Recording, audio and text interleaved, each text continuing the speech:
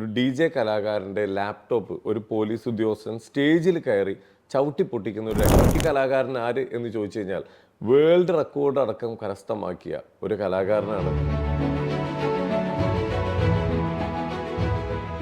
പെട്ടെന്ന് വരുന്നു, പൊട്ടിക്കുന്നു, അവിടുന്ന് തന്നെ വലിച്ച് സ്റ്റേജിന്റെ താഴേക്ക് തെള്ളിയിടുന്നു. സിനിമയിലൊക്കെ കാണുന്ന കണക്ക് ഓഡിയൻസിന്റെ ഇടയ്ക്കൂടെ എന്നെ ഇങ്ങനെ വലിച്ചഴിച്ചുകൊണ്ട് പോയി ജീപ്പിൽ തെള്ളി കയറ്റുക. ഇപ്പോഴും ചോദിക്കുന്ന ചോദ്യം അതാണ്, ഞാൻ എന്ത് തെറ്റാണ് ചെയ്തത്? ലാപ്ടോപ്പിന് എനിക്കൊന്ന് ഇപ്പം അതിനൊരു 1.5 ലക്ഷം രൂപ വിലയുണ്ട്. സാറേ, ഇതൊക്കെ നിങ്ങൾ നിമിഷ നേരം കൊണ്ടാണ് എല്ലാം ചെയ്തത്. എൻ്റെ എത്ര നാളത്തെ കഷ്ടപ്പാടാണെന്നറിയാം നിങ്ങൾ ഒറ്റ ദിവസം കൊണ്ട് നശിപ്പിച്ചതെന്ന് ഞാൻ ചോദിച്ചു. ഇപ്പോൾ ലാപ്ടോപ്പിൻ്റെ കാര്യം ചോദിച്ചാൽ പറഞ്ഞത് അത് നിൻ്റെ വിധിയാ. എന്നോട് പറയാം. എനിക്ക് ഏറ്റവും വിഷമമായതെന്ന് പറഞ്ഞു കഴിഞ്ഞാൽ ഈ CI സാർ ഇറങ്ങാൻ നേരമായപ്പം എൻ്റെ ഒന്ന് ഒപ്പക്കെട്ട് വലിച്ചിട്ട് പറഞ്ഞൊരു ഡയലോഗ് ഉണ്ട് അച്ഛനോട്, മോൻ തെറ്റ് ചെയ്തിട്ടില്ല എന്ന് എല്ലാവരും അറിയിക്കാൻ വേണ്ടി മാത്രമേ വീഡിയോ ഇട്ടെ. ഞാൻ അതിൽ ആ പോലീസ് ഉദ്യോഗസ്ഥന്റെ പേര് പറഞ്ഞിട്ടില്ല, ഫേസ് കാണിച്ചിട്ടില്ല, ഒന്നുമില്ല. ഇങ്ങനെയാണ് കോംപ്രമൈസ് ഉദ്ദേശിക്കുന്നത്. ലാപ്ടോപ്പ് തരാമെന്നുമല്ല, 1 ലക്ഷം രൂപ ഹൈഡായിട്ട് പൈസ തരാം, നമ്മൾ ആ വീഡിയോ ഡിലീറ്റ് ചെയ്യണം.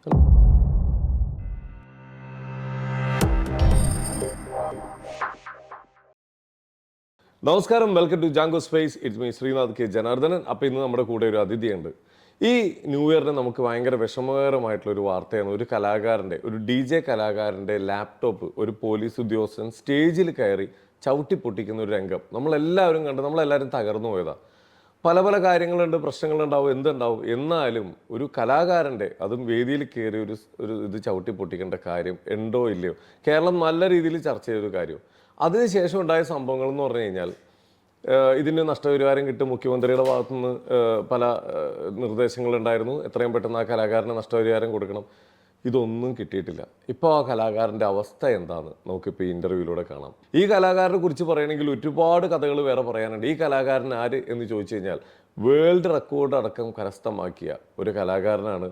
മാത്രമല്ല, എന്തായാലും നമുക്ക് അദ്ദേഹത്തിൻ്റെ വിശേഷങ്ങൾ നമുക്ക് നേരിട്ട് തന്നെ കാണാം. സിനിമാ മോഹം കൊണ്ട് സിനിമയിൽ അഭിനയിക്കാൻ വേണ്ടി സിനിമ എക്യുപ്മെൻറ്റ്സ് വാരിക്കൂട്ടിയേക്കുന്നത്, അതായത് വാങ്ങിക്കൂട്ടിയേക്കുന്നത്, അത് ഒരു വാടക വീട്ടിൽ കിടന്നിട്ടാണ് കേട്ടോ ഇത് ഇങ്ങനെയൊക്കെ ചെയ്തേക്കുന്ന. ഒരുപാട് ത്യാഗം സഹിച്ച ഒരു കലാകാരനാണ്. എന്തായാലും നമുക്ക് ആ കലാകാരനെ സ്വാഗതം ചെയ്യാം. അഭിരാം സുന്ദർ, നമസ്കാരം. എന്താണ് അഭിരാമേ ഇപ്പോൾ ഫേസ് ചെയ്തുകൊണ്ടിരിക്കുന്നത്? ആ DJ ചെയ്തുകൊണ്ടിരിക്കുന്നതിനിടയിൽ ഒരു ഉദ്യോഗസ്ഥൻ ലാപ്ടോപ്പ് ചവിട്ടി പൊട്ടിക്കുന്ന തൊട്ടിട്ടാണ് താങ്കളെക്കുറിച്ച് ഞാൻ ഏറ്റവും കൂടുതൽ അന്വേഷിക്കാൻ തുടങ്ങിയത്. അതെന്താവും അതിൻ്റെ ഉത്തരം ഒന്ന് കണ്ടെത്തണം എന്നുണ്ടായിരുന്നു. പക്ഷെ ഇപ്പോഴും അതിനൊരു ഉത്തരം കിട്ടിയിട്ടില്ല എന്ന് അറിഞ്ഞത്. എന്താണ് സംഭവം? ഇപ്പൊ സംഭവം നടന്നിട്ട് ഏകദേശം 20-21 ദിവസം കഴിഞ്ഞു. ഇത്രയും ദിവസമായിട്ടും അന്ന് തൊട്ടേ പല രീതിയിൽ ചർച്ച ചെയ്യുന്നുണ്ട്, കാര്യങ്ങളാവുന്നുണ്ട്.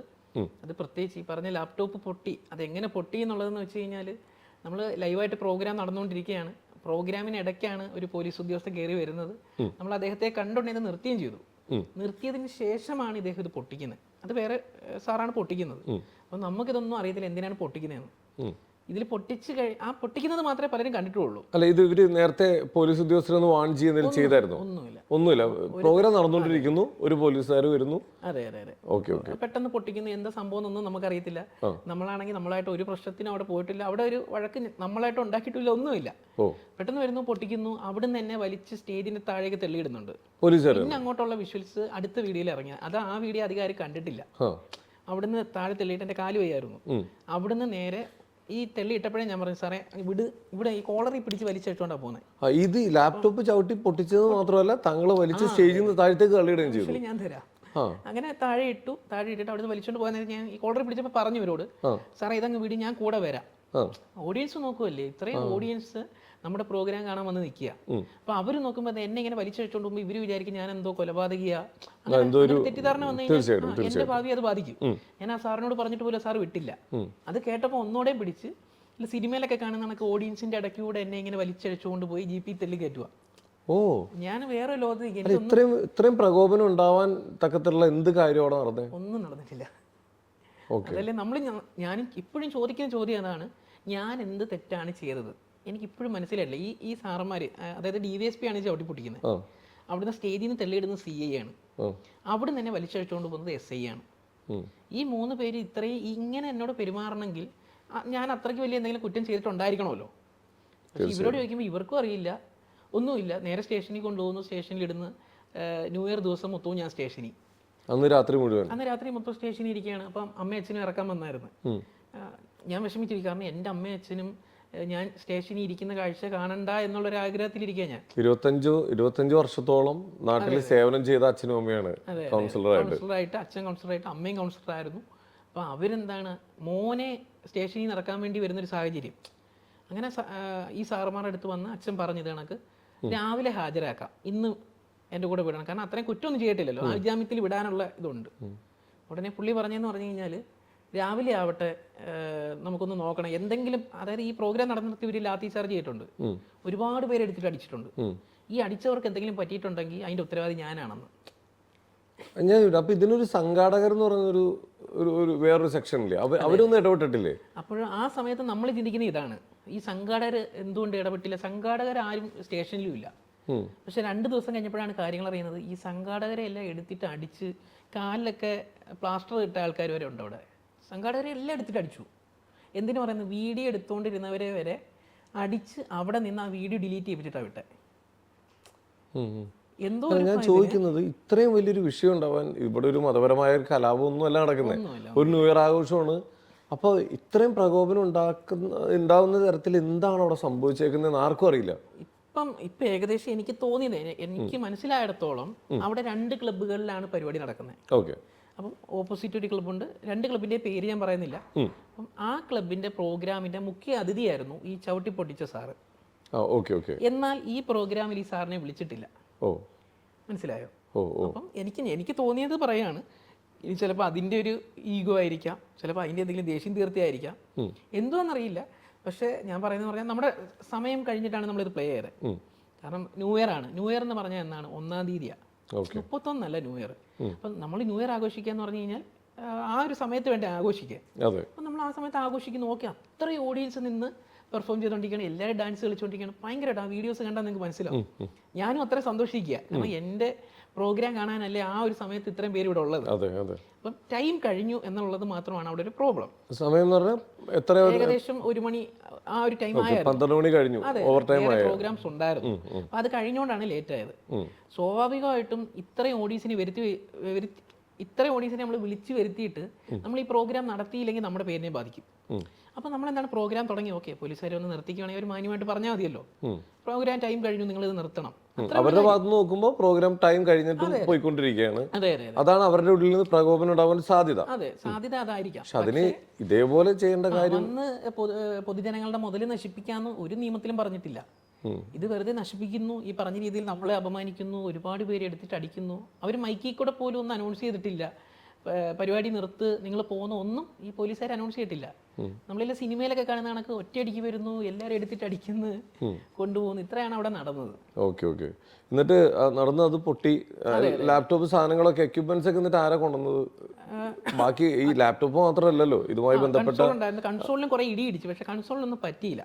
ഇത് പൈനിയറിന്റെ അത്യാവശ്യം നല്ലതായതുകൊണ്ട്. ഇതൊക്കെ എത്ര രൂപയുടെ സാധനങ്ങൾ ഇതെല്ലാം? കൺസോള് മാത്രം എന്തായാലും ഒരു 2 ലക്ഷം രൂപ അടുപ്പിച്ച് വരുന്നുണ്ട്. ലാപ്ടോപ്പിന് അത് ഗെയിമിംഗ് ലാബ് ഏസർ ബ്രാൻഡിന്റെ. അപ്പൊ ഈ ഒരു സമയത്ത് വെച്ച് പ്രഡേറ്ററാ, എനിക്കൊന്ന് ഇപ്പൊ അതിനൊരു 1.5 ലക്ഷം രൂപ വിലയുണ്ട്. ഞാൻ മേടിക്കുമ്പോൾ 1 ലക്ഷം രൂപ അടുപ്പിച്ച് നോക്കിയാൽ മതി. അപ്പൊ ഇത്രയും വില വരുന്ന സാധനത്തിൽ ഉപരി ഇത് നിറച്ച് ഞാൻ ചെയ്തേക്കുന്ന വർക്കുകൾ കിടക്കുക. ഈ പ്രോഗ്രാമിംഗ് ചെയ്ത് വെച്ചിരിക്കുന്ന DJ മ്യൂസിക്കുകൾ, ബീറ്റുകൾ എല്ലാം ഇതിൻ്റെ അകത്ത് വർക്ക് കിടക്കുക. ഏകദേശം 1-2 വർഷം കഷ്ടപ്പെട്ടത് മൊത്തം ഇതിലുണ്ട്. അപ്പോൾ ഇത് മൊത്തത്തിലാണ് നിമിഷ നേരം കൊണ്ട് ഇവർ 3 പീസാക്കി കളഞ്ഞത്. അപ്പോൾ ഞാൻ സ്റ്റേഷനിൽ വെച്ച് ചോദിച്ചു, എന്നെ രാത്രി മൊത്തം അവിടെ ഇരുത്തുമല്ലേ? ബ്രോനെ വിളിച്ചോണ്ട് പോകുമ്പോൾ ബ്രോ ലാപ്പ് കണ്ടായിരുന്നോ ഒടിഞ്ഞു കിടക്കുന്നത്? പൊട്ടിയത് കണ്ടു. പൊട്ടിച്ച ഉടനെ നമ്മുടെ മൈൻഡ് പോയി. കാരണം ഞാൻ ആ ലാപ്ടോപ്പ് എന്നൊക്കെ പറഞ്ഞു കഴിഞ്ഞാൽ ഞാനെന്ന് മാത്രമല്ല, ഒരുവിധം എല്ലാ ഇത് കണക്കത്തെ എക്യുപ്മെന്റ്സ് ഉപയോഗിക്കുന്നത്, അതായത് എഡിറ്റർ ആണെന്നുണ്ടെങ്കിലും ക്യാമറാമാൻ ആണെന്നുണ്ടെങ്കിലും ആരാണെന്നുണ്ടെങ്കിലും അവരുടെ ലാപ്ടോപ്പ് എന്ന് പറഞ്ഞു കഴിഞ്ഞാൽ എങ്ങനെ പറയുന്നത്, അവരുടെ ഹൃദയം പോലെ ആയിരിക്കും. അത് അത്രയും കെയർ ചെയ്ത് അതിനെ ഒരു പൊടി ഇരുന്ന് അത് തുടച്ച് അങ്ങനെ അത്ര കെയർ ചെയ്ത് കൊണ്ടു നടക്കുന്ന സാധനം. അപ്പോൾ ഈ ഒരു സാധനം ഈ സാറ് വന്നിട്ട് ഒറ്റ ചവിട്ടിന് 3 പീസ് എൻ്റെ കൺമുന്നി വെച്ചാൽ താഴെ വീഴുന്നത്, തെറിച്ച് വീഴുമല്ലേ. അപ്പോഴേ എൻ്റെ മൈൻഡ് പോയി. അത് കഴിഞ്ഞിട്ടാണ് ഈ ഹെഡ്സെറ്റ് എടുത്ത് എറിയുന്നു, ഇവിടുന്ന് വലിച്ചഴിച്ച് സ്റ്റേജിൽ നിന്ന് തെള്ളിയിടുന്നു. ഒന്നും മനസ്സിലാവുന്നില്ലല്ലോ. അവിടെ എല്ലാം ഞാൻ ചിന്തിക്കുന്ന ഒറ്റ കാര്യമുള്ളൂ, ഇത്രയും ഓഡിയൻസ് എന്നെ നോക്കി ഇരുന്നിട്ട് അവരുടെ മുന്നിൽ വെച്ചാൽ ഞാൻ അപമാനിക്കപ്പെടുകയാണ്. അപ്പോൾ ഞാൻ മൊത്തത്തിൽ എൻ്റെ ഇത്രയും നാളെൻ്റെ കഷ്ടപ്പാടും എല്ലാം പോയി എന്നുള്ള ഇതിലാണ് ഇരിക്കുന്നത്. സ്റ്റേഷനിൽ ചെന്ന് ഞാൻ സാറന്മാരോട് പറഞ്ഞു, സാറേ ഇത് കണക്ക് നിങ്ങൾ നിമിഷ നേരം കൊണ്ടാണ് എല്ലാം ചെയ്തത്, എൻ്റെ എത്ര നാളത്തെ കഷ്ടപ്പാടാണെന്നറിയാം, നിങ്ങൾ ഒറ്റ ദിവസം കൊണ്ട് നശിപ്പിച്ചതെന്ന് ഞാൻ ചോദിച്ചു. എന്നിട്ട് ഈ ലാപ്ടോപ്പിൻ്റെ ആരും ചോദിച്ചു. അപ്പോൾ ലാപ്ടോപ്പിൻ്റെ കാര്യം ചോദിച്ചാൽ പറഞ്ഞത് അത് നിൻ്റെ വിധിയാ. എന്നോട് പറയുക അത് നിൻ്റെ വിധിയാടാ, നീ വേണമെങ്കിൽ പുതിയത് പഠിക്കണം. അത് പറഞ്ഞിട്ട് കാര്യമില്ല, അത് ഇവിടുത്തെ വലിയ സാറാ പൊട്ടിച്ചു, നിനക്കൊന്നും ചെയ്യാൻ പറ്റത്തില്ല. അതായത് നമ്മളൊരു സാധാരണക്കാരനല്ലേ, നമുക്ക് എന്ത് ചെയ്യാൻ പറ്റും? ഇതാണ് അവരുടെയൊക്കെ മൈൻഡിൽ. യൂണിഫോം കയറിയാൽ എന്തും ചെയ്യാമെന്നുള്ളൊരിതുണ്ട് കുറച്ച്. അതായത് എല്ലാ പോലീസുകാർക്കും അല്ല, കുറച്ച് പോലീസുകാർക്ക് അങ്ങനെ ഒരു ഇതുണ്ട്. കാരണം കേരള പോലീസിന് വേണ്ടി ഷോർട്ട് ഫിലിംസ് ചെയ്ത് അവാർഡ് വാങ്ങിച്ച ഒരാളാണ് ഞാൻ. കേരള പോലീസിന് ഡെഡിക്കേറ്റ് ചെയ്ത് ഞാൻ ഷോർട്ട് ഫിലിംസ് ചെയ്തിട്ടുണ്ട്. പല പോലീസുകാരോട് സംസാരിച്ചിട്ടുണ്ട്. അതായത് അവരുടെ ലൈഫും കൂടെ കണക്ട് ചെയ്യുമ്പോൾ അവരനുഭവിക്കുന്ന ബുദ്ധിമുട്ട് നമുക്ക് വേണ്ടി ചെയ്യുന്ന ത്യാഗങ്ങൾ നല്ലോണം എനിക്കറിയാം.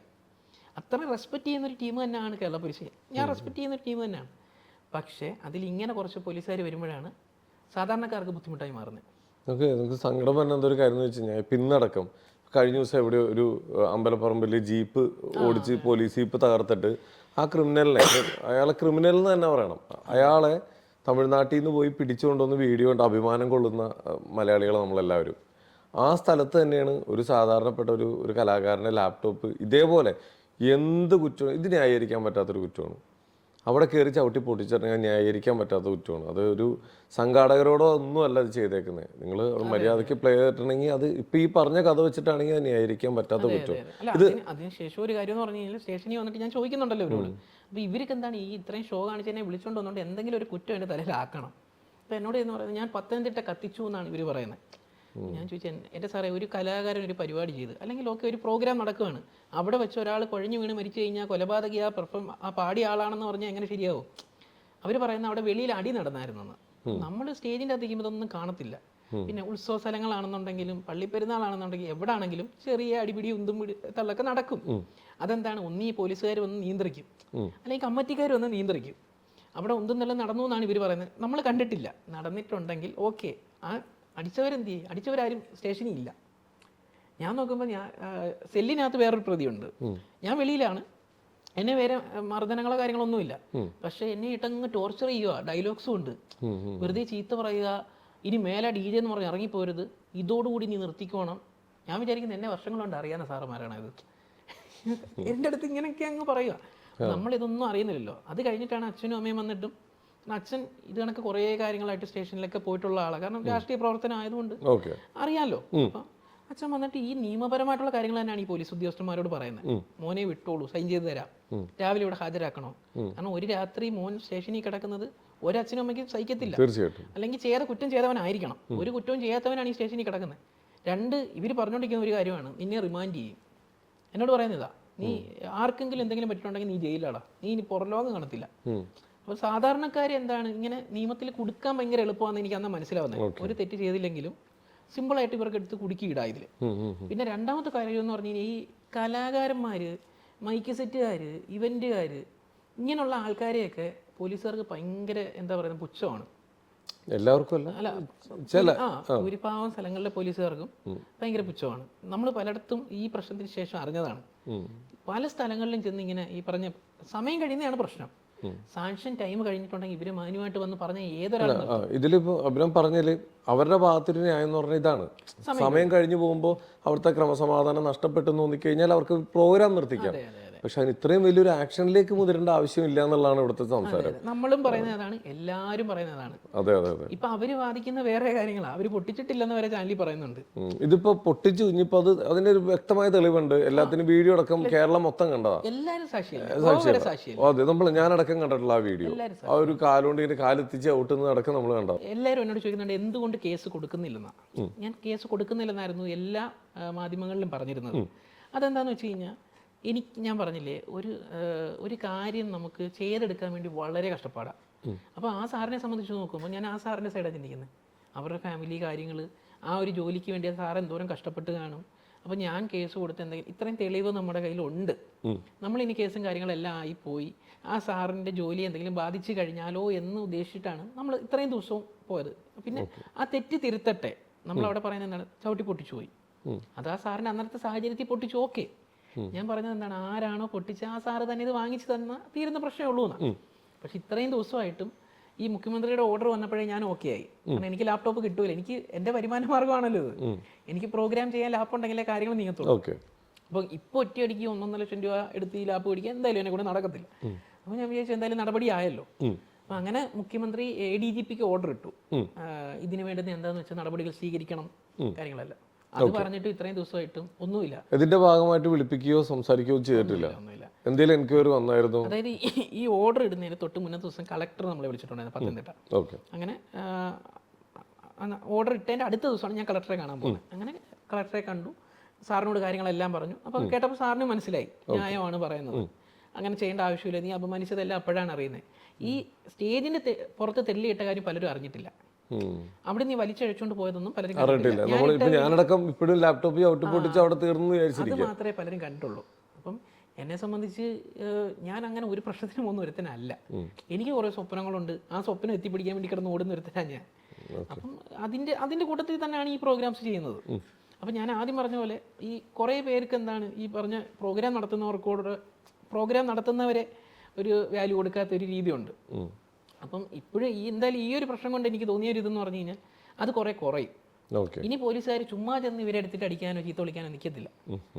ഈ ഒരു പ്രശ്നം കൊണ്ട് ഇനി എന്താണ്, കലാകാരന്മാർ സമയം കഴിഞ്ഞോ, അവരൊന്ന് പറഞ്ഞോട്ടെ. എല്ലാ കലാകാരന്മാരും നിർത്താൻ റെഡിയാണ്. തീർച്ചയായിട്ടും നമ്മൾ പല കലാകാരന്മാരോട് സംസാരിച്ച കാര്യം അത്.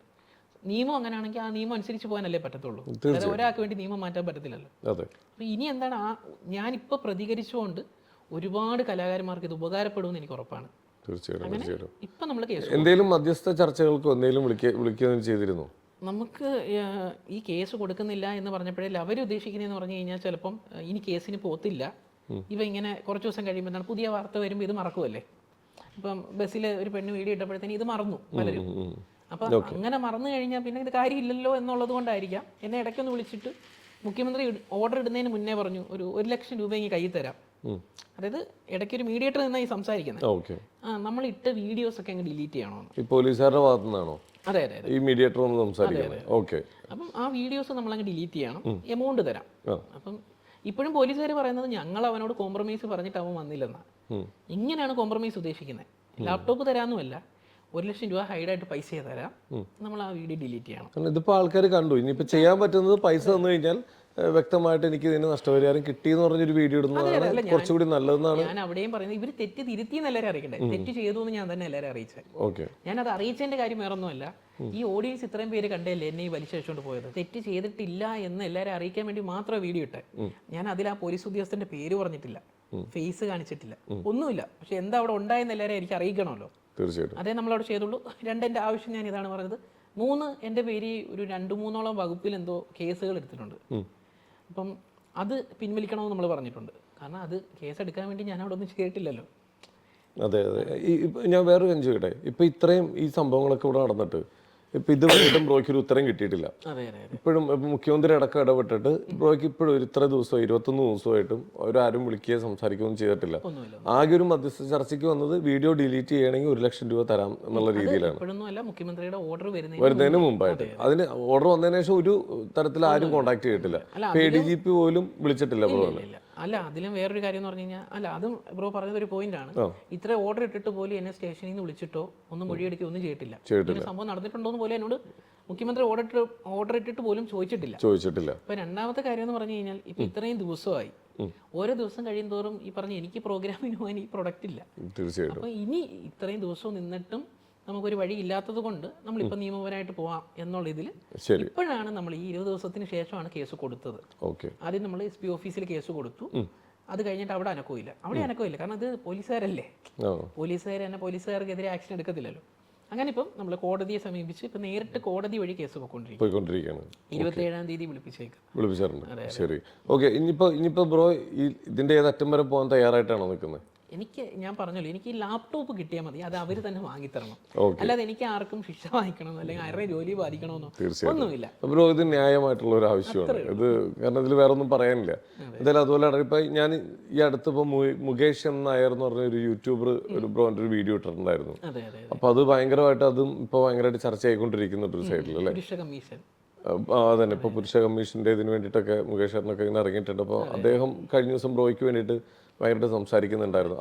അതും ഈ പറഞ്ഞ പോലെയാണ്. ഈ പ്രശ്നം ഉണ്ടായ ഉടനെ മുകേഷ് ചേട്ടനും രാഹുൽ ഈശ്വരേട്ടനും കൂടെ കോണ്ടാക്ട് ചെയ്തിട്ടുണ്ടായിരുന്നു. ഇതൊരു ആണിന് സംഭവിച്ചുകൊണ്ട് ഇത് വലിയ ആക്ഷൻ ഒന്നും വരാൻ പോകുന്നില്ല മോനെ എന്നോട് അന്ന് പറഞ്ഞു. അപ്പോഴും ഞാൻ പറയുന്നത് അങ്ങനൊന്നും ഇല്ല ഏട്ടാ, മുഖ്യമന്ത്രി വരെ ഓർഡർ ഇട്ടല്ലോ. ഞാൻ ചോദിക്കും ഇവരോട്, അപ്പോൾ പറഞ്ഞ ഓക്കെ ഓക്കെ ശരി. അത് കഴിഞ്ഞ് ഇത്രയും ദിവസമായപ്പോഴും ഇവർ മുകേഷനുമായിട്ടൊക്കെ പണ്ടുതൊട്ടേ കോൺടാക്ട് ചെയ്യുന്നതാണ് ഓരോ കാര്യങ്ങൾ. എന്നോട് ചോദിച്ചു നിൻ്റെ ലാപ്ടോപ്പിൻ്റെ കാര്യം എന്തായി?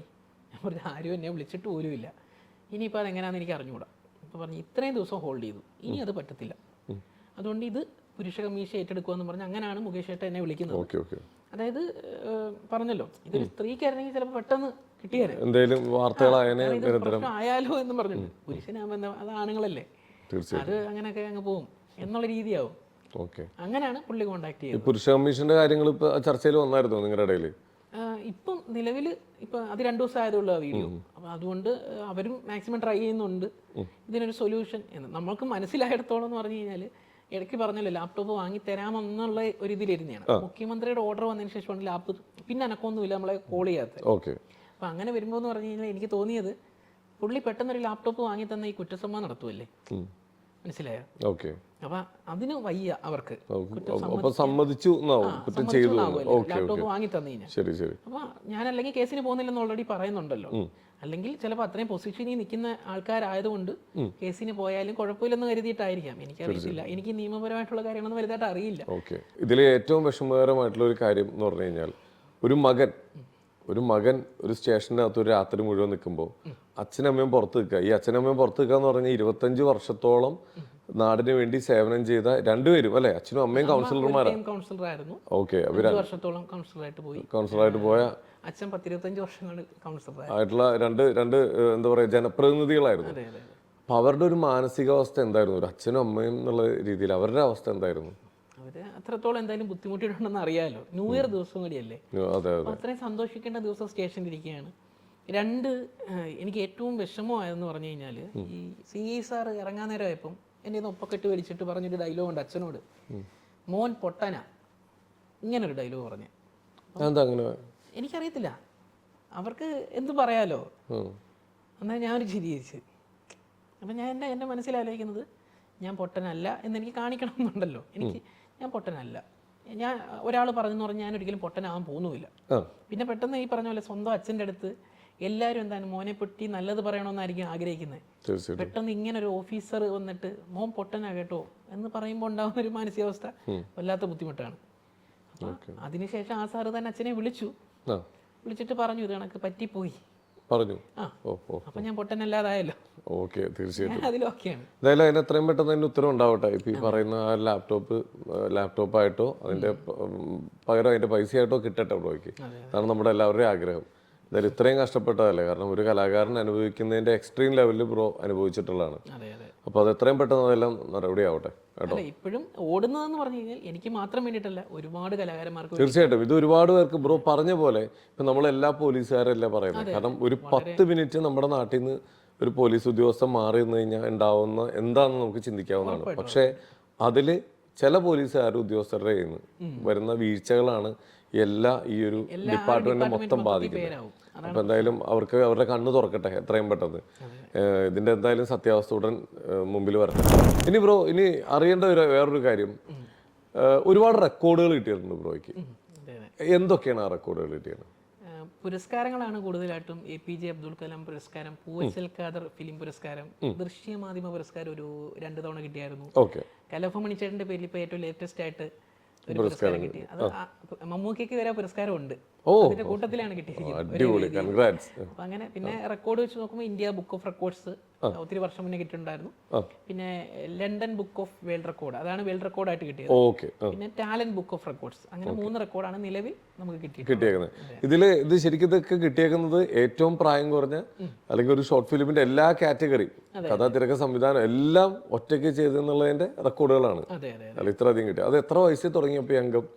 ഞാനൊരു 8ാം ക്ലാസ് തൊട്ടേ അഭിനയമാണ് തലയ്ക്ക് മൊത്തം. എങ്ങനെയെങ്കിലും സിനിമയിലെത്തണം, അതിന് വേണ്ടിയായി ഓട്ടം. അങ്ങനെ കുറേ ചാൻസിന് വേണ്ടി കിടന്ന് പല സ്ഥലങ്ങളിൽ പോകുന്നു, ചാൻസ് ചോദിക്കുന്നു, കിട്ടുന്നില്ല. അങ്ങനെ പലരും ചാൻസ് തരാമെന്നായി. അങ്ങനെ പാലക്കാട് സൈഡിലൊരു ഷൂട്ടിന് വിളിച്ച്, സിനിമയാണെന്ന് പറഞ്ഞിട്ടാണ് വിളിക്കുന്നത്.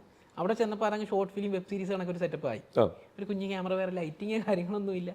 അപ്പോൾ നമ്മൾ ആദ്യമായിട്ടല്ലേ ലൊക്കേഷൻ, നമുക്ക് ഇതിനെപ്പറ്റി ഒന്നും അറിയത്തില്ലല്ലോ. ഇവർ ആദ്യം കോൾ ചെയ്തപ്പോഴേ പറഞ്ഞായിരുന്നു 3 ദിവസം ഷൂട്ടുണ്ട്, കോസ്റ്റ്യൂമൊക്കെ നല്ല ഇതെടുത്തോണ്ട് വരണം. അപ്പോൾ വീട്ടിൽ ഓൾറെഡി ഡ്രസ്സ് കൊണ്ട് കൊണ്ടുപോയാൽ മതി. രാത്രിയിലാണ് ഇവർ വിളിക്കുന്നത്, നാളെ രാവിലെ പാലക്കാട് എത്തണം. അങ്ങനെ രാത്രി തന്നെ വീട്ടിൽ ഭയങ്കര സപ്പോർട്ട് അമ്മയും അച്ഛനും എല്ലാ കാര്യത്തിനും. അപ്പോൾ ഞാൻ പറഞ്ഞു ഇങ്ങനെ സിനിമയ്ക്ക് കിട്ടി പോവുക. അപ്പോൾ എത്ര ദിവസം ഷൂട്ട് ഉണ്ടെന്ന് ചോദിച്ചപ്പോൾ ഞാൻ പറഞ്ഞു തുടങ്ങി 3 ദിവസം. രാത്രി അമ്മയും അച്ഛനും കൂടെ പോയി എന്നെയും കൊണ്ടുപോയി ഡ്രസ്സൊക്കെ എടുത്ത്, കാരണം ഈ ഷൂട്ടിന് പോവല്ലേ, 3 ദിവസം അഭിനയിക്കാനുള്ളതല്ലേ, എനിക്ക് പാൻറ് ഷർട്ട് 3 ജോഡി ഡ്രസ്സൊക്കെ മേടിച്ച് തന്നിട്ട് എന്നെ പാലക്കാട് വിട്ട്. അങ്ങനെ പാലക്കാട് ചെല്ലുന്നു, ഷൂട്ട് തുടങ്ങുന്നു. രാവിലെ തൊട്ട് വൈകിട്ട് വരെ ഒരു കോസ്റ്റ്യൂം ഇട്ടിരുന്നു. പക്ഷെ എൻ്റെ സീനൊന്നും ഇല്ലായിരുന്നു അന്ന്. അപ്പം അന്ന് അഭിനയിക്കാനൊന്നുമില്ല, എനിക്കൊന്നും മനസ്സിലാവുന്നുമില്ല. അപ്പോൾ ആ ഒരു ദിവസം നിന്ന് ഷൂട്ടിങ് എങ്ങനെയാണെന്ന് ഞാൻ പഠിച്ച് അടുത്ത ദിവസമായപ്പോഴത്തേന് ഇവർ സ്ക്രിപ്റ്റ് എടുത്ത് തന്നിട്ട് വേറെ കുറേ അഭിനയിക്കാൻ വന്നവർക്ക് ഇത് വായിച്ചു കൊടുക്കാൻ പറഞ്ഞു. ഞാൻ 3-ാമത്തെ ദിവസം ചെന്നിട്ട് ആ ഡയറക്ടറോട് ചോദിച്ചു, ചേട്ടാ ഇത് സത്യത്തിൽ ഇങ്ങനെ ഒരു ഷൂട്ട് ഉണ്ടോ, അത് നിങ്ങൾ എന്നോട് ഇങ്ങനെ. അപ്പോൾ ആ പുള്ളി വന്നിട്ട് പറഞ്ഞ് അത് പ്രൊഡ്യൂസറാണല്ലോ നിങ്ങളെ വിളിച്ചത്, ഞാൻ അറിഞ്ഞില്ല നിങ്ങളെ വിളിച്ചത്. ഞാൻ പറഞ്ഞു കുഴപ്പമില്ല ചേട്ടാ, ശരി എന്നൊക്കെ പറഞ്ഞിട്ട് ഞാൻ നേരെ വീട്ടിൽ പോരുന്നു. വീട്ടിൽ വരുമ്പോൾ ഞാൻ ചിന്തിക്കുന്നു ഇനി അമ്മയോടും അച്ഛനോടും എന്തോ പറയും, അഭിനയിച്ചില്ലെന്ന് പറഞ്ഞാൽ ഇവർക്ക് വിഷമമാകത്തില്ല. ഒരുപാട് സിനിമ പ്രാന്തന്മാർ അനുഭവിച്ചിട്ടുള്ള കാര്യങ്ങളും ഉറപ്പായിട്ടും. അങ്ങനെ അതിനുശേഷം ഇരുന്നിട്ടാണ് മഴവിൽ മനോരമ ഒരു സീരിയൽ കിട്ടി. അങ്ങനെ സീരിയൽ എനിക്ക് അഭിനയിച്ചാൽ മതി. അങ്ങനെ നേരെ അവിടെ ചെന്നു, ഒരു വേഷം സെറ്റ് ചെയ്ത് അഭിനയിച്ച് അങ്ങനെ സീരിയൽ ഇട്ടേക്കാണ്. ആ സീൻ വന്ന് അമ്മ ഇങ്ങനെ TV ഒക്കെ കണ്ടോണ്ടിരിക്കുക, ഉള്ളി അരിഞ്ഞോണ്ടിരിക്കുക. അമ്മ ഈ സീൻ കഴിഞ്ഞാൽ ഞാൻ വരും കേട്ടോ. പിന്നെ അമ്മ അതിങ്ങനെ നോക്കിയിരുന്നിട്ട് ഈ ഉള്ളി അരിയാൻ ഇങ്ങനെ നോക്കിയപ്പോഴത്തേന് ആ സീൻ കഴിഞ്ഞു. അത്രേ ഉള്ളായിരുന്നു ആ സീൻ. ഞാൻ പോലും കണ്ടില്ല വ്യക്തമായിട്ട്, ജസ്റ്റ് പാസിങ്. ഞാനാണെങ്കിൽ ഞാൻ രാവിലെ തൊട്ട് വൈകിട്ട് വരെ നിന്ന് അഭിനയിച്ച സീനാ. എന്റെ വിചാരം ബാക്കി കട്ട് ചെയ്ത് കളഞ്ഞു, അത്രേ ഉള്ളായിരുന്നു. അപ്പൊ അതിനുശേഷം മനസ്സിലായി ഇങ്ങനെയൊക്കെയാണ് കാര്യങ്ങൾ. ഒന്നുകിൽ നമ്മുടെ കയ്യിൽ ഇഷ്ടംപോലെ പണം വേണം, അല്ലെങ്കിൽ സിനിമ ബാക്ക്ഗ്രൗണ്ട് വേണം. ഇല്ലാതെ സിനിമയിൽ എത്തണമെങ്കിൽ വേറെ എന്തെങ്കിലും പരിപാടി നോക്കണം. തീർച്ചയായിട്ടും അങ്ങനെ കിട്ടിയ ഐഡിയ ആണ് സ്റ്റേജ് ആർട്ടിസ്റ്റ് ആവാം എന്നുള്ളത്. അതായത് സ്റ്റേജിൽ ഒരു പാട്ട് പാടുന്ന, ഡാൻസ് കളിക്കുന്ന കലാകാരനൊക്കെ ആയി കഴിഞ്ഞാൽ എങ്ങനെയെങ്കിലും സിനിമയിലെത്താം. 2-3 വർഷം മുന്നേ അങ്ങനെ ആയിരുന്നു മെത്തേഡ്. ഇപ്പോഴാണ് ഈ സോഷ്യൽ മീഡിയയിലോട്ടൊക്കെ. അങ്ങനെ ഞാൻ പോയിട്ട് ഈ കർട്ടൻ ഉണ്ടല്ലോ, സ്റ്റേജ് കർട്ടൻ, അതൊരെണ്ണം അങ്ങ് വാങ്ങി. അപ്പം എനിക്ക് പാട്ട് പാടാൻ ഡാൻസ് കളിക്കാനൊന്നും അറിയത്തില്ല, നമുക്ക് എങ്ങനെയെങ്കിലും ഇവരെ പരിചയപ്പെടണമല്ലോ. അങ്ങനെ ഈ കർട്ടൻ വാങ്ങി, കർട്ടൻ കൊണ്ടുവന്ന് കെട്ടി, ഇത് പൊക്കാനൊക്കെ ഇരിക്കും. അപ്പൊ എന്തായാലും കർട്ടൻ വേണമല്ലോ ഒരു പരിപാടിക്ക്. അപ്പൊ ആ കർട്ടന് വിളിക്കുമല്ലോ, അപ്പൊ അതിടുന്നു. അതിനുശേഷം ഒരു ലൈറ്റ് വാങ്ങി. നിങ്ങളുടെ യാത്ര ചെയ്തേക്കുന്ന രീതി എനിക്ക് ഇഷ്ടമായിട്ടാ. കർട്ടൻ പിടി ആരും ചിന്തിക്കാത്ത കാര്യമാണ്. ഓക്കെ, അതായത് എല്ലാ സ്റ്റേജിലും കർട്ടൻ വേണമല്ലോ. ഓക്കെ, എന്നിട്ട് അപ്പോഴും ലൈറ്റ് ഉണ്ട്, പക്ഷെ നമുക്ക് സ്റ്റേജ് ഷോയ്ക്ക് പറ്റിയ ലൈറ്റ് ഒന്നും ഇല്ല. അത് കഴിഞ്ഞ് രണ്ടാമത്തെ ഒരു ലൈറ്റ് വാങ്ങി ഒരു ഡാൻസിന് കൊണ്ടുവച്ച്. അപ്പോഴേ എന്റെ ഉദ്ദേശം എന്താ, ഇവരെ പരിചയപ്പെടാനാ, അല്ലാതെ എനിക്ക് ഇതിന് പൈസ വേണമെന്നില്ല. അങ്ങനെ ആ പ്രോഗ്രാം കഴിഞ്ഞപ്പോൾ അവിടുത്തെ ഒരു കമ്മിറ്റി അംഗം വന്നിട്ട് എനിക്കൊരു 500 രൂപ തന്നു. ഞാൻ നോക്കിയപ്പോ കൊള്ളാം, 500 രൂപ പരിചയപ്പെടുകയും ചെയ്യാം. പരിചയപ്പെടുന്നുണ്ട്, 2 ലൈറ്റും അടിക്കുന്നുണ്ട്, എനിക്ക് ഇഷ്ടമുള്ള ജോലിയാ. 500 രൂപയും കിട്ടി. ഇപ്പൊ നമ്മുടെ മെയിൻ പരിപാടികൾ എന്ന് പറഞ്ഞു കഴിഞ്ഞാൽ ഈ പറഞ്ഞ പോലെ ലൈറ്റ്, സൗണ്ട് ചെയ്യുന്നുണ്ട്, DJ ചെയ്യുന്നുണ്ട്, പിന്നെ ഒരു ഗ്യാരേജ് ഉണ്ട് പുനലൂര് തന്നെ. ഈ ബസ്സിന്റെ ട്രാവലറിന്റെ ഒക്കെ ഓഡിയോ ലൈറ്റ്, അതും ലൈറ്റും സൗണ്ട് തന്നെ ജോലിയാണ്. അപ്പൊ ഇഷ്ടപ്പെട്ട ജോലി ചെയ്താൽ നമുക്ക് കഷ്ടപ്പാട് തോന്നില്ലെന്നാ. അപ്പൊ അതുകൊണ്ട് അത് ചെയ്യും. പിന്നെ ഇവന്റ് എടുക്കും, ഇവന്റ് മാനേജ്മെന്റ് എടുക്കും.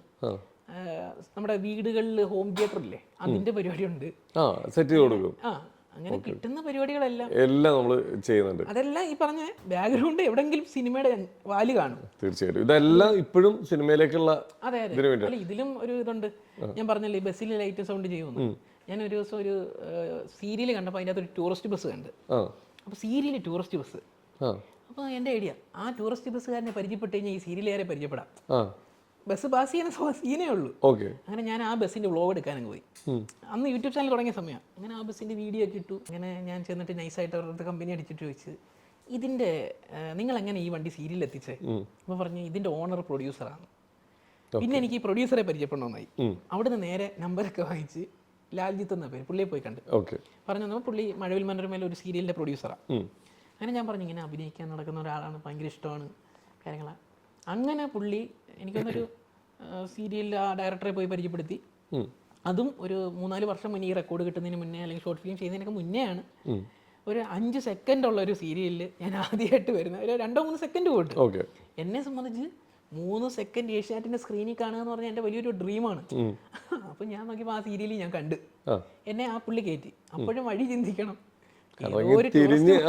ഒരു ടൂറിസ്റ്റ് ബസ് വഴിയാണ് നമ്മൾ സീരിയലിൽ എത്തിയത്.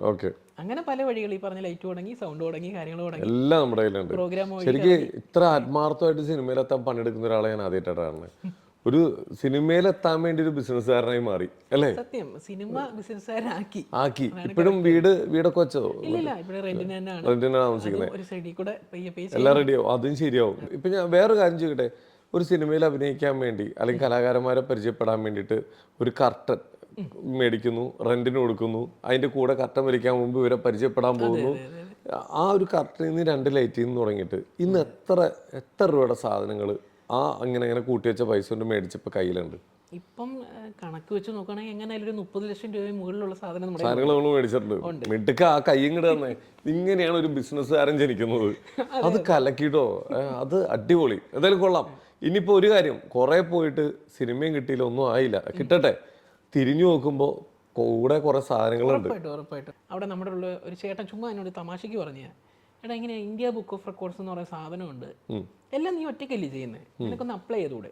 അപ്പം ഞാൻ സ്വപ്നത്തിൽ പോലും വിചാരിക്കുന്നില്ല എനിക്കൊരു അവാർഡ് കിട്ടുമെന്ന്. ഞാൻ പലപ്പോഴും കണ്ടുകൊണ്ട് എൻ്റെ അച്ഛനും അമ്മയും ഈ കൗൺസിലർമാരായതുകൊണ്ട് ഇവരായിരിക്കും സമ്മാനം കൊടുക്കുന്നത്. അപ്പോൾ അവരുടെ ഉള്ളിൽ കാണത്തില്ല സ്വന്തം മോനൊരു സമ്മാനം മേടിക്കുന്ന കാണണമെന്ന്. തീർച്ചയായിട്ടും. അപ്പോൾ അവർക്ക് ഇതൊന്നും കാണാനുള്ള ഭാഗ്യമില്ല. അങ്ങനെ ഇരുന്നപ്പോഴാണ് ഇന്ത്യ ബുക്ക് ഓഫ് റെക്കോർഡിനെ പറ്റി അറിയുന്നു, നമ്മളിത് അപ്ലൈ ചെയ്യുന്നു, കാര്യങ്ങൾ അറിയുന്നു. എനിക്കൊരു മെയിൽ വന്നു. അങ്ങനെ നോക്കിയാൽ അപ്രൂവ്ഡ് എന്നും പറഞ്ഞൊരു, അങ്ങനെ അതിനുശേഷം കോൺഫിഡൻസ് ആയി. ഇനി ആരും പറയാൻ നമ്മൾ നോക്കേണ്ട കാര്യമില്ല, നമുക്ക് ചെയ്യാം. പക്ഷേ ഈ കളിയാക്കിയ ആൾക്കാരുണ്ടല്ലോ, എന്താണ് ഇവന് വല്ല കുഴപ്പം കാണും, ഇവ എല്ലാം ഒറ്റയ്ക്ക് ചെയ്യാം, അവർ തിരിച്ചു പറഞ്ഞ അവരെന്ന് പറയുന്നത് ഞാൻ കേട്ടിട്ടുണ്ട്, നമ്മുടെ ഇറങ്ങനാ നമ്മൾ ബൂസ്റ്റ് ചെയ്ത് വിട്ടോണ്ട് ചെറുക്കൻ കയറിപ്പോയി. എല്ലാ നാട്ടിലും ഇതേപോലത്തെ കുറെ നാറികളുണ്ട്. ഇങ്ങനെ തന്നെ പറയാം, ഈ മനുഷ്യന്മാരെ മാനസികമായിട്ട് തളർത്തിയിട്ട് അവൻ രക്ഷപ്പെട്ട് കഴിഞ്ഞു കഴിഞ്ഞാൽ അവന്റെ കൂടെ ആദ്യം തോളത്ത് കയറുന്ന അവന്മാരായിരിക്കും. ഞാനാണ് ഇവനെ വളർത്തിക്കൊടുന്നതെന്ന് പറഞ്ഞത്. എല്ലാ നാട്ടിലും എല്ലാ കലാകാരന്മാരുടെയും പുറകിൽ അങ്ങനത്തെ ഒരുത്തനുണ്ടാവും. നിങ്ങൾ മെൻഷൻ ചെയ്തോ? അല്ല പിന്നെ ഞാൻ തന്നെ സത്യം പറഞ്ഞാൽ ഞാൻ ഇപ്പോഴും ചിന്തിക്കാറുണ്ട്, DJ ഞാൻ അങ്ങനെ ആ വഴിയിലോട്ട് എപ്പോൾ എത്തിയെന്ന് എനിക്ക് പോലും അറിയത്തില്ല. എത്തിച്ചത് എന്നോട് പലരും പറഞ്ഞു, നീ ഒരു ആർട്ടിസ്റ്റ്, സ്റ്റേജിൽ പാട്ട് പാടാൻ ഒക്കെ അറിയത്തില്ല, ഡാൻസ് കളിക്കാൻ അറിയത്തില്ല, അപ്പോൾ ഈ ലൈറ്റ് നല്ലോണം മിക്സ് ചെയ്യും. അപ്പോൾ അതുപോലെ സ്പീഡുള്ളൊരു ജോലിയാണ് DJ. പിന്നെ ആൾക്കാരെ എൻ്റർടൈൻ ചെയ്യിക്കാൻ അറിയാം. അപ്പോൾ എന്നോട് പറഞ്ഞ് DJ പഠിക്കുക. അങ്ങനെ ഞാൻ കുറേ നാൾ ക്ലാസ്സിന് പോയി. എന്നെ ഒരു പുള്ളിക്കാരൻ പഠിപ്പിച്ച് ആദ്യമായിട്ട്, അതായത് സ്റ്റേജ് എടുത്തിട്ടാണ് നമ്മളിത് പഠിക്കാൻ പോകുന്നത്. അതായത് നമ്മുടെ അവിടെ ഒരു സ്കൂളിൽ പരിപാടിയുടെ കാര്യം അറിഞ്ഞ്, അപ്പോൾ ആ സാറ് ചോദിച്ചാൽ എന്തെങ്കിലും ഒരു പ്രോഗ്രാം വെക്കണമെന്ന്. എനിക്ക് DJ അറിയത്തില്ല, എൻ്റെ കൺസോളില്ല, എൻ്റെ ലാപ്ടോപ്പ് ഇല്ല, ഒന്നുമില്ല. ഞാൻ ചുമ്മാ സാറിനോട് അങ്ങ് പറഞ്ഞ്, എൻ്റെ ഒരു പോളിസി എന്ന് പറഞ്ഞാൽ നമ്മളെ കൊണ്ട് പറ്റത്തില്ലെന്ന് പറയുന്ന പരിപാടിയില്ല. എന്തെങ്കിലും എന്നെ വിളിച്ചിട്ട് അത് ചെയ്യാൻ പറ്റുമോ? ചെയ്യാം, ബാക്കി പിന്നെ ചിന്തിക്കുന്നത് അത് എങ്ങനെ ചെയ്യാന്നൊക്കെ പിന്നെ ചിന്തിക്കും. ഈ സാർ ഇപ്പോഴേ പോസ്റ്റർ വെച്ച് DJ അഭിരാം സുന്ദർ. എനിക്ക് DJ അറിയത്തില്ല, ഒന്നും അറിയത്തില്ല. ഞാൻ ചോദിച്ചു, സാറേ എത്ര നാളുണ്ട് സമയം? 1 മാസം അടുപ്പിച്ചേ ഉള്ളൂ. അപ്പോൾ എൻ്റെ മനസ്സിൽ എന്താ, 1 മാസത്തിനുള്ളിൽ ഞാൻ DJ ആർട്ടിസ്റ്റ് ആവണം. ഞാനങ്ങ് ഉറപ്പിച്ചു. അങ്ങനെ ഞാനൊരു DJ ചെയ്യുന്ന ഒരാളെ പരിചയപ്പെട്ടു. പുള്ളിയുടെ അടുത്ത് പോയി സംസാരിച്ച്, എനിക്ക് DJ പഠിക്കണം. പുള്ളി എൻ്റെ അടുത്ത് പറഞ്ഞു, മോനെ നിന്നെ 6 മാസം കൊണ്ട് ഒരു DJക്കാരനാക്കും, ഞാൻ DJ ആർട്ടിസ്റ്റ് ആക്കും. ഞാൻ പറഞ്ഞു, പറയുന്നുണ്ടൊന്നും വിചാരിക്കല്ലേ, എനിക്ക് 1 മാസമേ സമയമുള്ളൂ, 1 മാസത്തിനുള്ളിൽ എനിക്ക് പ്രോഗ്രാമിന് കയറണം. അപ്പോൾ പുള്ളി കുറച്ച് നേരം ഇങ്ങനെ ആലോചിച്ചിട്ട് പറഞ്ഞ്, ഈ പുള്ളി പോലും 6 മാസം പഠിച്ചിട്ട് 5 മാസം ഒരു സ്റ്റേജിന് വേണ്ടി നടന്നു.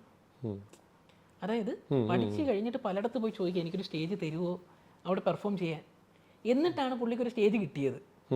ഈ പുള്ളി തിരിച്ചെന്നോട് ചോദിക്കുക, നീ സ്റ്റേജ് എടുത്തിട്ട് പഠിക്കാൻ വന്ന് നിൽക്കുക, നിന്റെ കയ്യിൽ എക്യുപ്മെന്റ്സ് ഇല്ല, അല്ല ഇതില്ല, കൺസോൾ ഇല്ല, ലാപ്പില്ല, അതൊക്കെ നടക്കും, ബാക്കിയെല്ലാം ഉണ്ട്, സൗണ്ട് ഉണ്ട്, സ്റ്റേജ് ഉണ്ട്, എല്ലാം ഉണ്ട്, ലൈറ്റ് സൗണ്ട് എല്ലാം എൻ്റെ കയ്യിലുണ്ട്, എനിക്ക് DJ മാത്രം പഠിച്ച ഒരു ആർട്ടിസ്റ്റ് ആവണം. അങ്ങനെ കൺസോളിൻ്റെ കേസായി. അങ്ങനെ പലയിടത്തും തപ്പുക, OLX നോക്കുന്നു, പല സ്ഥലങ്ങളിൽ നോക്കുന്നു. ഏകദേശം 80,000 രൂപയുടെ ഒരു കൺസോൾ കണ്ട് ഇഷ്ടപ്പെട്ട് അമ്മ അച്ഛനും കൂടെ ഒക്കെ ഫണ്ട് അറേഞ്ച് ചെയ്ത് തന്ന് നേരെ ഞാൻ ആ കൺസോൾ വാങ്ങി. എന്നിട്ട് അതുകൊണ്ടാണ് വീട്ടിൽ ചെല്ലുന്നത്. എല്ലാം 2-3 ദിവസം കൊണ്ടാണ് നടക്കുന്നത്. പിന്നെ നമ്മുടെ ഒരു റിലേറ്റീവ് സഹായിച്ച് നമുക്ക് ലാപ്ടോപ്പ് എടുക്കാൻ പറ്റി. ബാക്കി എമൗണ്ടും കൂടെ സെറ്റ് ചെയ്ത് തൽക്കാലം, എന്നിട്ട് ആ എമൗണ്ട് നമ്മൾ പിന്നീട് കൊടുത്തു. എനിക്ക് തൽക്കാലം ഹെൽപ്പ് ചെയ്യാൻ തന്നു.